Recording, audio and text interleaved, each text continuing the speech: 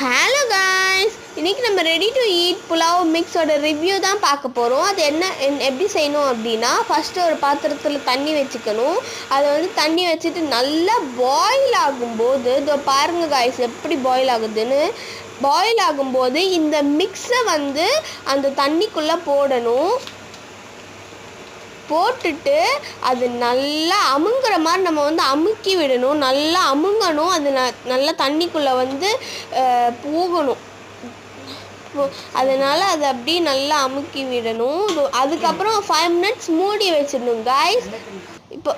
இப்போ 5 மினிட்ஸ் ஆயிடுச்சு.